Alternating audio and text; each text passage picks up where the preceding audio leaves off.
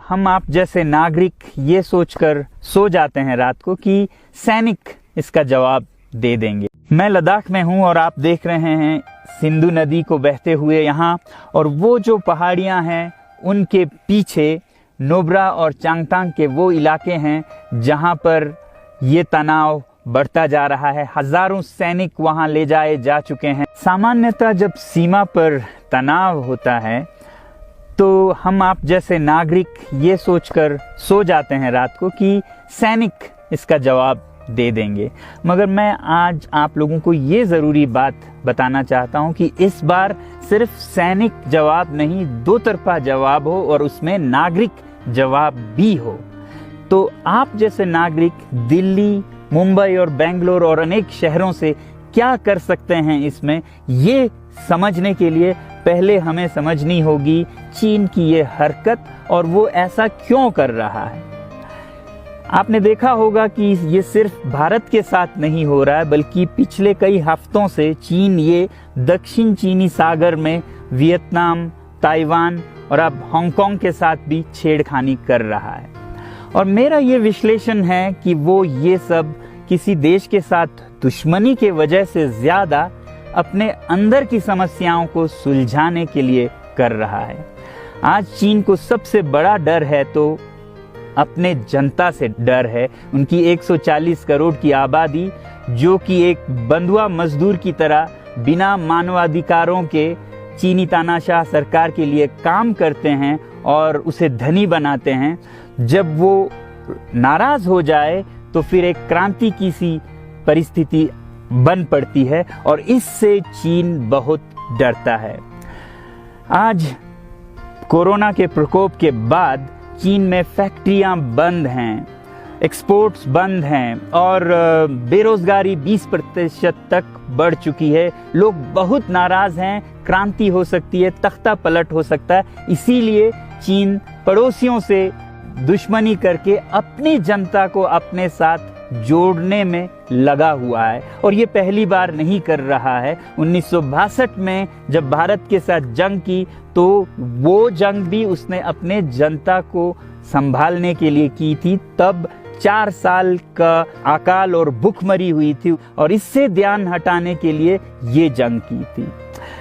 चीन के लिए अपनी जीडीपी और जो खुशहाली है उसे बढ़ाते रहना बहुत ही ज़रूरी है और जिस दिन जीडीपी घट जाए वहाँ की जनता क्रांति के लिए तैयार है।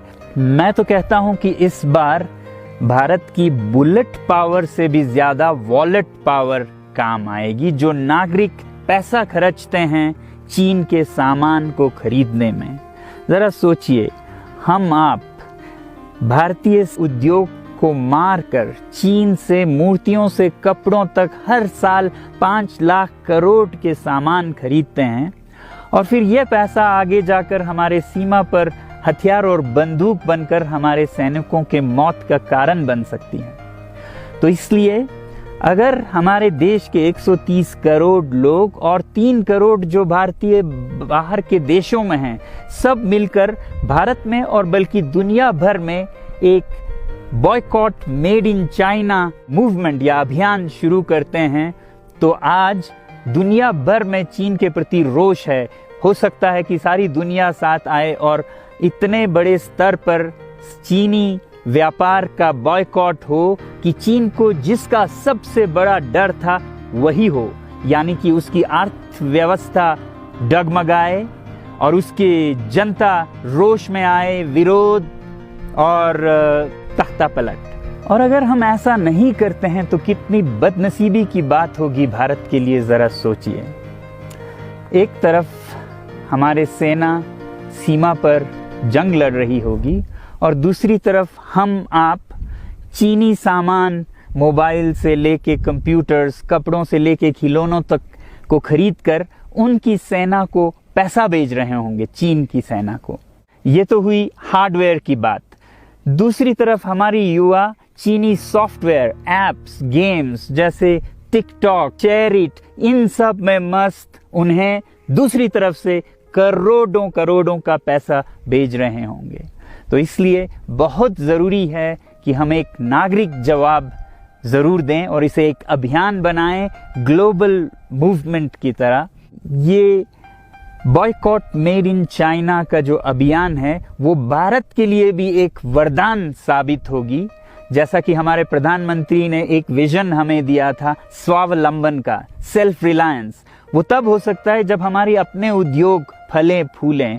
और जब हम बॉयकॉट करते हैं इन सामान का तो अपने देश के उद्योग का, उत्पाद का हम प्रयोग करेंगे और उससे मजदूरों को रोजगारी मिलेगी और सारा देश खुशहाल होगा। बजट होगा कि हम और अच्छी तरह से टक्कर ले सकें सीमा पर भी। तो इसके लिए मैं आप लोगों से अपील करता हूं कि जहां तक ऐप्स और सॉफ्टवेयर की बात है तो हमारे युवाओं को एक हफ्ते में उन्हें अनइंस्टॉल करना चाहिए। Boycott made in China, software in a week and hardware in a year. क्योंकि साजो सामान के लिए वक्त लगेगा हमारे अपने देश से और बाहर से विकल्प निकलने तक, तो उसे हम 1 साल के अंदर कर सकते हैं। तो ये हम न सिर्फ अपना प्रतिज्ञा करें बल्कि 100 और लोगों को इसके बारे में समझाएं, शेयर करें सोशल मीडिया पर, और हमारी जो मीडिया है वो जनता तक, देश के कोने कोने तक पहुंचाए। और जैसे ही इसका असर दिखने लगेगा, इंटरनेट से ऐप्स लाखों में, करोड़ों में अनइंस्टॉल होंगे, तो चीन को संदेश साफ जाएगा और यही एक तरीका उसे मेज पर पहुंचा सकती है जहां पर की बातचीत हो शांति की। और मैं सालों से कहता रहा हूं कि 21वीं सदी में देश के लिए जान देने की नहीं बल्कि जिंदगी देने की जरूरत है। अगर कोई हमारे हाथ से हमारी उंगलियां काटने की कोशिश करे या हमारी भुजाओं से हमारी हथेली काटने की कोशिश करे तो किस तरह का कष्ट होगा आपको। वही कष्ट पहुंचाया है चाइना ने हमें लद्दाख पर अपनी लालची नजरें गड़ा के, और वहां हमारी सीमा का एक एक इंच बचाते हुए हमारे 20 जवान शहीद हो गए हैं। क्या भूल पाएंगे आप उनकी माओं के आंसू, उनकी विधवाओं की चीखें और उनके बच्चों के दिए बलिदान को।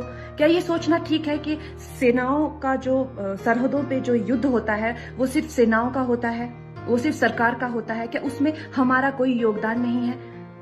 क्या हम भूल गए वो वक्त जब महात्मा गांधी जी ने कहा था अगर अंग्रेजों की रीढ़ तोड़नी है भारत में तो उनके बनाए हुए हर उत्पादन का बहिष्कार करना पड़ेगा। तो क्या ये जरूरी नहीं है कि हम भी इस युद्ध में हिस्सा लें, क्योंकि लद्दाख सिर्फ एक जमीन का टुकड़ा नहीं है, भारत की अस्मिता का एक बहुत बड़ा हिस्सा है, भारत की हथेली है। हम उसे किसी तरह से इस दुश्मनों के उनके गंदे इरादों में सफल नहीं होने दे सकते। तो क्या हम लोगों को इसमें हिस्सा नहीं लेना चाहिए कि जो चाइनीज जितनी भी गुड्स हैं, जितने भी उनके प्रोडक्ट्स हैं, जिन भी कंपनीज में उन्होंने इन्वेस्ट किया हुआ है उनसे उनको रिटर्न्स आते हैं, रेवेन्यूज आते हैं, ऑर्गेनाइजेशंस है, उन सब का बहिष्कार करें ताकि वो उस संपत्ति से जो यहाँ से इंडिया से इकट्ठी करके जाते हैं उस संपत्ति से हथियार खरीद के हमारे सैनिकों के सीने छन्नी करते हैं। तो क्या हम इस युद्ध में हम चाइना का साथ दे सकते हैं? आप बताइए। ये क्या हमारा कर्तव्य नहीं है कि हम अपनी सेनाओं का और अपने सरकार का साथ दें? तो हमें प्रतिज्ञा लेते हैं कि हम आत्मनिर्भर बनेंगे और चाइनीज गुड्स को बिल्कुल बॉयकॉट करेंगे और इस युद्ध में हिस्सा लेके भारत को जिताएंगे। जय हिंद।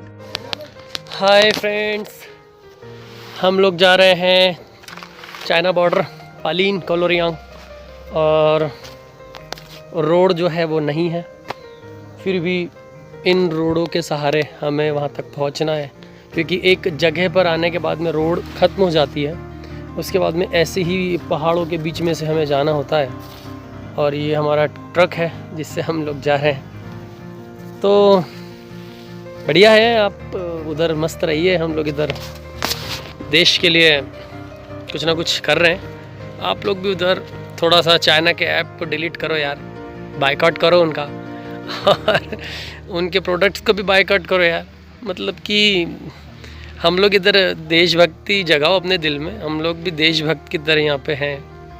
इतनी टफेस्ट प्लेस पे हम लोग ड्यूटीज़ कर रहे हैं। आप घर में रह के उंगलियों से तो उसको बायकॉट कर सकते हो ना, करो यार, अच्छा लगेगा हमको भी, हमारी भी हेल्प होगी।